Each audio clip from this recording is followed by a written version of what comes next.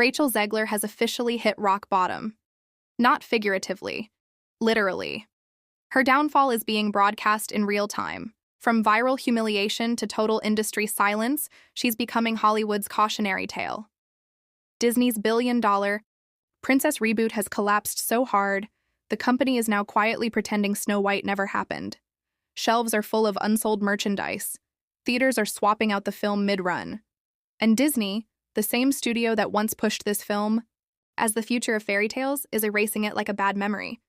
But the real collapse? It's not just financial. It's Rachel.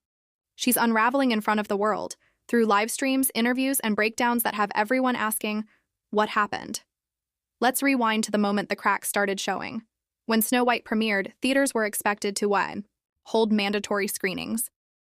Disney's distribution deals meant every cinema had to play the film a set number of times. But by week 2, even those rules weren't enough. Theater chains started quietly replacing Snow White with anything else. In some places, they didn't even bother with an announcement, just swapped it out with whatever they could screen. That's how bad attendance was. A fan posted a now viral video from inside a theater showing Snow White. The camera sweeps slowly across the room, and it's completely empty. No audience, no buzz, just dead silence and rows of untouched seats. That single clip set the tone. This wasn't just a flop, it was a cultural rejection, and it didn't stop there. Outside the US, things got even more hostile. In Lebanon, Snow White wasn't just unpopular, it was banned. The government pulled the movie from all theaters and blocked all distribution channels. It wasn't even allowed to be imported. That kind of move is rare, and it sent a loud message. Disney had lost control of the narrative not just domestically, but globally. Then came the moment that really stung. The box office comparison no one expected. Disney's quirky, nostalgic re-release of Lilo and Stitch started tracking better than Snow White. This wasn't some Marvel-level hype machine or a huge holiday release. It was Lilo, a Hawaiian girl and her space dog sidekick. But somehow, that movie, decades old with no controversy and no massive budget, was pulling stronger interest than Snow White in its opening weekend. Fans were excited about joy and fun, not lectures, not politics, not reboots with baggage. The merchandise collapse told another part of the story. Disney, thinking it could still sell the fairy tale fantasy, rolled out exclusive Snow White merch in small batches to drum up demand. The plan was textbook, limited edition, collector's appeal, drive up scarcity. But it flopped. Hard. Months later, those same dolls, mugs, and apparel were still sitting untouched. Shelves full, discounts applied. Eventually, some stores started bundling the merch with unrelated products just to move inventory. Disney couldn't even give this stuff away. For a company that usually turns characters into billion-dollar brands overnight, this was uncharted territory. At the center of the storm stood Rachel Zegler. Her face was on the posters, her voice was in the trailers, and her interviews, well, they didn't help. The backlash wasn't just about the film. It became about her. Audiences felt alienated, even attacked. Rachel told reporters the original Snow White was outdated. She said her version would fix it. She leaned into the controversy. And when the movie bombed, all of that came back around like a boomerang. It wasn't just fans who turned, her co-stars did too. Gal Gadot, who played the evil queen, started distancing herself right away. In an interview, she addressed the backlash by calling it a misalignment at the corporate level. In other words, this was Disney's fault, not hers. But then came the line that started all the real speculation. When asked about her experience filming with Rachel, Gal replied, "I'll talk about that when I feel comfortable." That sentence exploded online. It sounded like something deeper had gone down behind the scenes. Fans speculated. Gossip blogs lit up. Suddenly, the narrative wasn't just that Rachel was difficult. It was that she might have created chaos on set. And then there was Andrew Burnap. You might not remember him. That's because Rachel made sure of it. Before the film even dropped, she joked during a press event that all of Andrew's scenes could get cut. And most of them did. When the premiere rolled around, Andrew didn't show up. No press, no Instagram stories, no photos, nothing. Insiders said it wasn't an accident. He felt blindsided and disrespected. Imagine spending months working on a film only for your lead co-star to publicly undermine your role before audiences even see it. That's not awkward. It's toxic. Disney started to panic. The PR team scrambled, but the damage was already done. Behind the scenes, word spread quickly. Directors didn't want to attach themselves to reboots if it meant dealing with this level of controversy. Studios started rethinking their casting decisions. And the final straw? Tangled.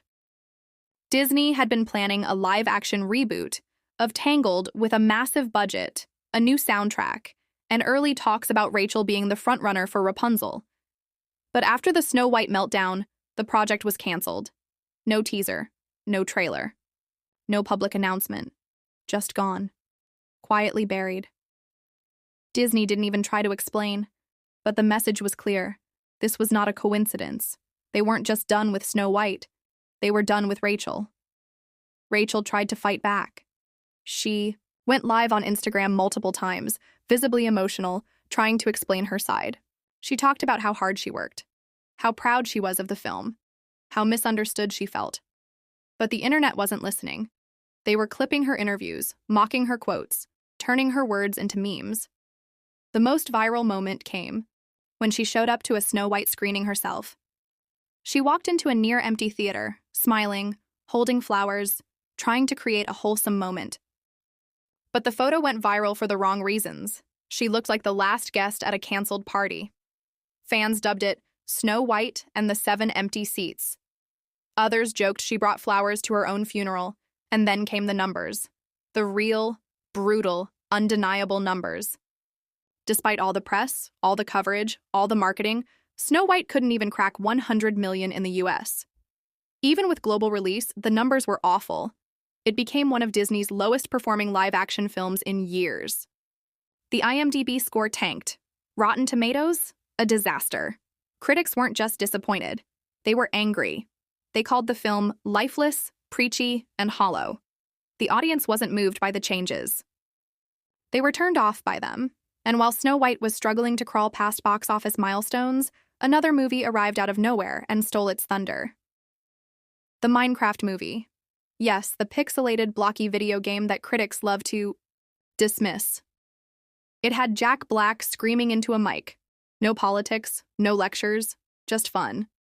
And fans ate it up. Minecraft outgrossed Snow White in just one weekend. It wasn't even close.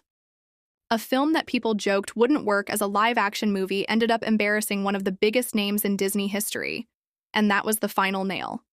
Inside Hollywood, the ripple effect was instant. Agencies stopped calling Rachel's team. Roles she was once considered for, quietly recast. Studios weren't interested in risking another PR firestorm. And the worst part? Disney stopped defending her. No statements, no support, no future projects announced, just silence. Now industry insiders are saying the same thing. Rachel's career may be over before it really began. And this isn't just about one bad movie. It's about how quickly Hollywood can turn on someone once the audience loses trust. It's about how much control the internet really has. One viral clip, one empty theater, one actress standing in the middle of it all, watching everything fall apart. Rachel Zegler was once hailed as a breakout star, a new face of Disney, a symbol of modern Hollywood. But now she's facing a career crisis few come back from. Directors are passing, studios are ghosting, and the next time her name trends, it might be because South Park or Family Guy decided to parody her fall from grace. Because that's what happens when your career becomes a meme. And Hollywood? It has no mercy for memes.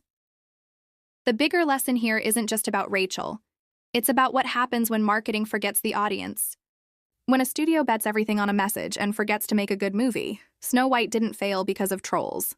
It failed because fans were promised something magical and got a lecture instead. And once that trust is broken, it's nearly impossible to get it back. For Rachel, the next steps are unclear. Maybe a rebrand. Maybe a retreat from the spotlight. Maybe a long silence before trying again. But the damage, it's already done. Snow White will be remembered, not for its story, but for its failure. And Rachel? She'll always be the face of that failure, whether she wants to be or not. This wasn't just a flop, it was a collapse. And everyone saw it happen. Don't miss the next one.